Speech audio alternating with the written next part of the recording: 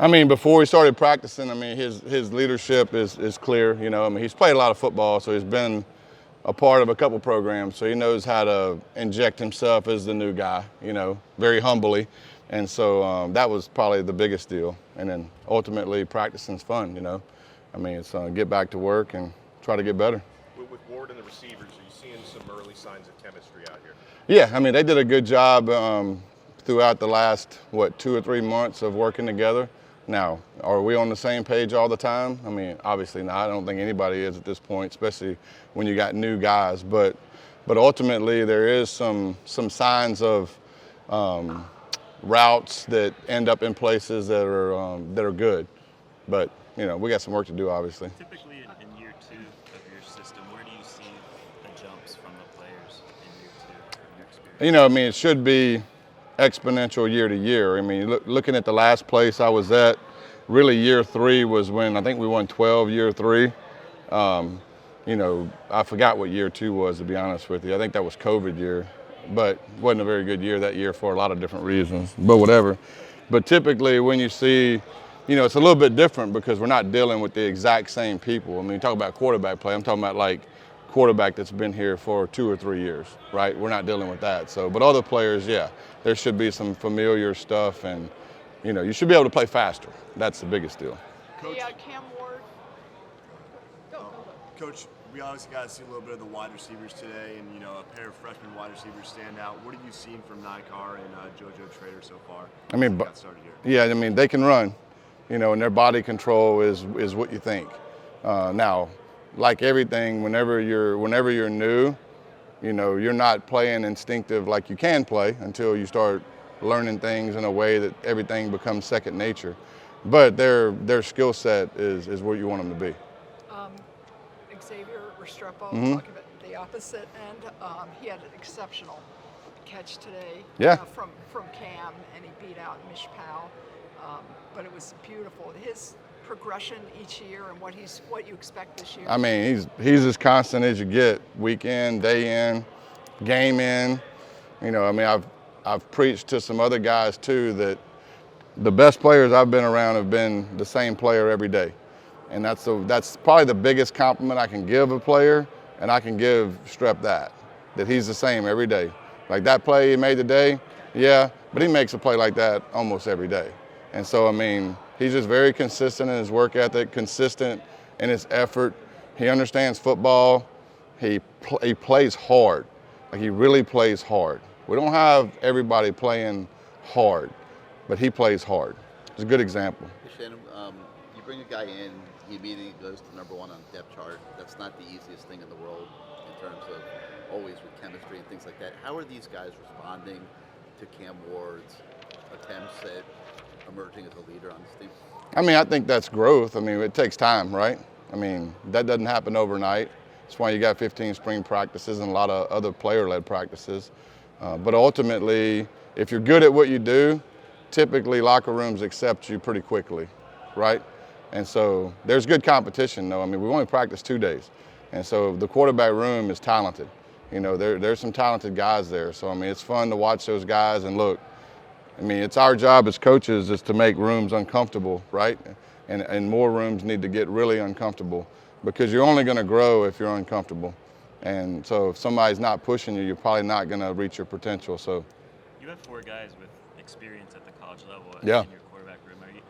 Did you have to change at all how you divvy up reps this spring compared to other springs? Yeah, good. That's a really good question. I mean, you know, I don't think I've been through a spring where you've repped that number of quarterbacks. It's hard in the spring because you have X number of reps a day, and divvying those reps up where people can get in a groove and really show what they're made of is difficult because typically you rep 2, maybe 3, right? And so we're repping more than that. And so, you know, it's a little bit challenging rep-wise, but look, it's a good problem to have. I'd rather have that problem than the other problem, right? Coach Reese Poffenbarger looks pretty good too. Yeah, talented kid. Yeah, can you talk about him? He also seems kind of intense. Yeah, I mean, look, competitor, man, and he's got a live arm. He's played a lot of football too, football IQ very high, which allows those 2 guys to incorporate into the offense quickly, right? They've played a lot of football. And so their learning curve is not very steep. But yeah, very talented kid, extreme competitor, right? Very serious about playing football, which I like guys like that. Coach, What are you asking from sophomore receivers Ray and Robbie as they return for them to take a next step this season? What am I doing? What? What are you asking from them to take that next step? Play hard and get better, right? Play hard, get better. I mean, look, this is where you know, in the spring and in the summer is where you earn reps, right? And look, this is the deal. I mean, they know that getting reps is not easy because we have a 1,000-yard receiver that plays a position that they play, right? And so now we can do other things to get people on the field with multiple guys at that position. But ultimately, they got to raise their level. It's no different than what I said in the quarterback room. I mean, look, that room's talented, right? And so you better compete. You know, if you don't compete, then you ain't gonna get no food. You ain't eating, right? And so those guys compete though. Ray had a really good day today. Made a couple really good catches. His consistency's high too. He's the same kid every day too. And we got to keep in mind with him too that he was a true freshman last year. You know, so there's some bumps you take as true freshmen through the course. You know, older kids play better. General rule of thumb. What type of boost can a healthy and confident Elijah Arroyo bring to the offense? Huge. What else you want? How involved? I mean, if he's healthy, he's a dude.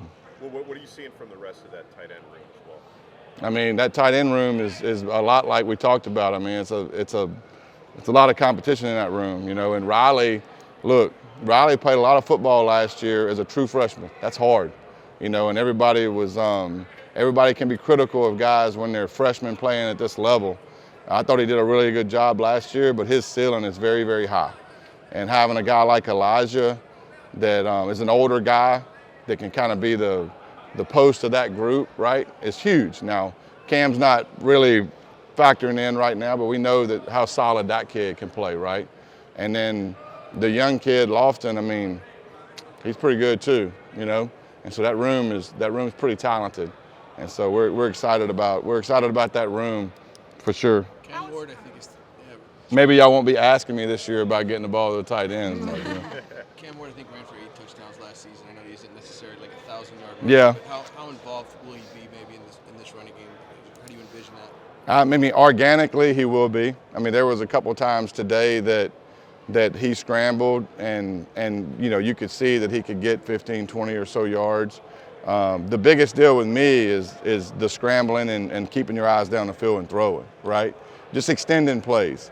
And that's really where the game is played today because D linemen are so good, coverages are so complex that you're going to have, if you have 80 snaps a game and you throw it 50, there's probably going to be 10 snaps a game where everybody's covered or protection breaks down, right? You'd like for those 10 plays not to be just something that kills you. Does that make sense? Right. And so ultimately, I do think that he has the ability to get out of trouble and save plays, which to me is liberating when you call plays because you really don't think about like, oh, they could be this or they could be that. It's like, oh, I mean, if we get in the worst case scenario, he could probably save it, right? And so. They made a big deal, too, just about fumbles with him in the past, like ball slipping out. Yeah. You picked up on video that maybe you've been working with him on to make sure that doesn't happen? Well, I mean, focus, really. I mean, yeah, and I watched all of them, so I know, you know, and so I know that, you know, that was one of the red flags coming in. But ultimately, if you watch all of them, which I have, it's pretty clear that it really isn't a ball security issue as much as a focus issue, if I should say that. But he knows, put it that way. So Shannon, when you went back after last year and reviewed the entire body of work, what did you walk away from when you looked at it, and what can be different this year? You know, really, I look at things in a different way. It's not a different way than anybody looks, but my year-to-year comparison is pretty clear about what we did good and very clear about what we did bad, right? We took huge jumps in a lot of categories. I think it was like 100 or 99 to 22 in yards per play, which is probably the biggest jump I've ever had in a year. And a lot of the rushing per game was in the 30s, I think mid 30s. Passing was mid 30s. Offense, we were hovering around 30 or 25, right?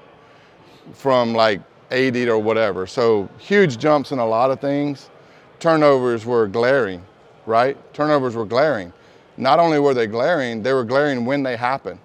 So the two situations that we didn't get better in, it may probably almost stayed the same or maybe went down a couple notches, was turnovers and red zone offense. But they kind of go together, because if you look at red zone offense, I mean, we got down there about top 35 in the nation 50 or 60 times, right? The teams that were in the top 10 in the nation, you can tell I studied this a lot, but the teams that are top 10 in the nation, right? There's one clear thing they didn't do, is they didn't turn it over down there. We turned it over 7 times down there, 2 times on the 1 yard line, right? And we turned it over a couple of times right before there. And so what that does is take points off the scoreboard. Not only does it like crush your morale and all the rest, right? It takes points off the scoreboard. And so ultimately we have to do a better job of protecting the football. If we do a better job of protecting the football last year, then we're probably better than, like, in every category we go up. But that was the one thing that was just glaring, I mean, everybody knows it. I don't have to sit here and say it, but we have to protect the football. We got to be aggressive, but as a quarterback, you got to know when to be aggressive, Coach, I saw Lou Cristobal playing left guard Mm-hmm. today. How is he doing? He's doing good. Transition? Anything you He's can say doing about good. him? Do what now? Anything you can say about him and Tough kid.